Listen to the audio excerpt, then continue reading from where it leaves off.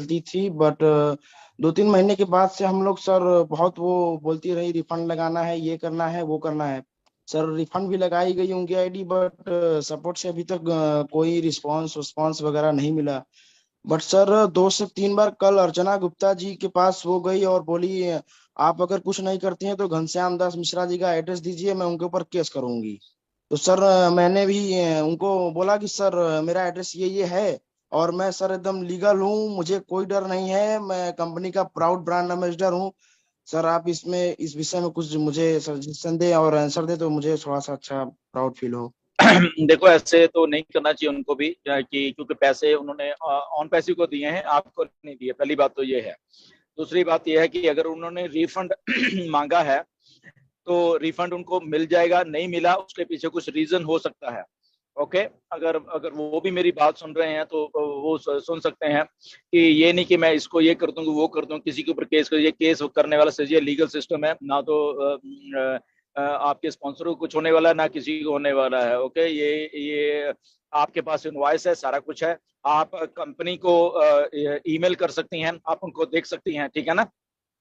Support ticket raise कर सकती है। बट अगर फिर भी आपका नहीं आया तो क्यों नहीं आया, वो चीज चीज देखने वाली होती है। उसका मतलब ये नहीं कि आपके स्पॉन्सर ये थोड़ा इलीगल हो गए या ऐसा हो गया।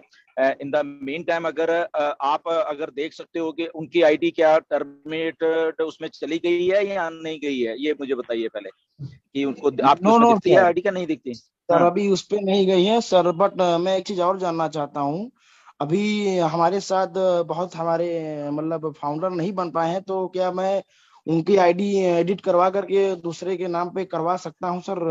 प्लीज आप इसके विषय में नहीं नहीं, कुछ। देखिए, आईडी एडिट तो नहीं होगी, नेम ही एडिट होता है, ईमेल तो वही रहेगी। ओके, पहली बात तो ये है, ठीक है ना।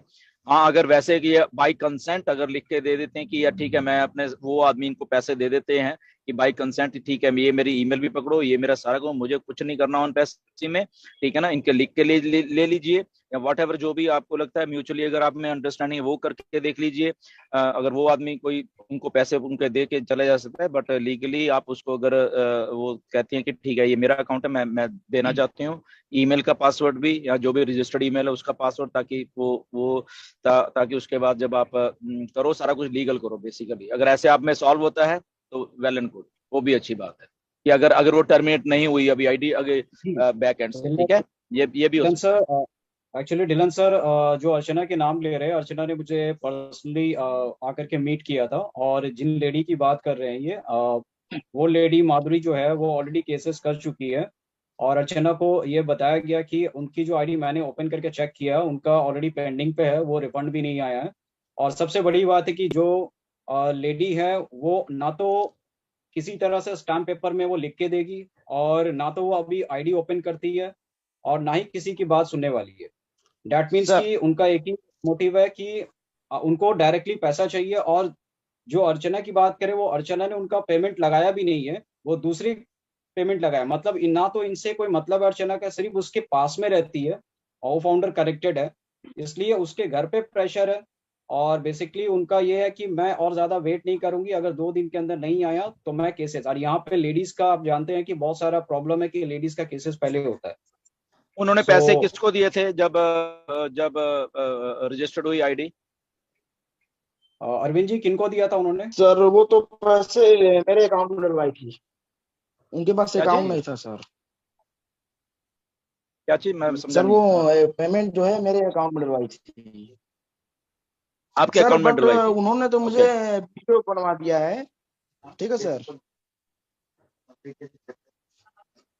सर मैंने उनको एक एडवाइस दिया है कि पर्सनली उनको हम्म। बुला करके अर्चना जी को, और वो जो लेडी है उनको बुला करके सामने बैठ के एक पेपर पे एक ये कर ले कि मैं आईडी, ईमेल आईडी एंड जो भी है ये सारी चीज दे रही हूँ, और विद इन अ वीक और 10 डेज के अंदर अगर कोई बंदा लेना चाहता है तो वो अलग बात है। पर इससे रिटर्न में अगर ले लिया जाए, मैंने उनको एडवाइस किया कि पहले आप लिख करके लीजिए कि आप इसकी अथॉरिटी नहीं रहेंगी अगर इन चीजों को रिफंड कर रही है।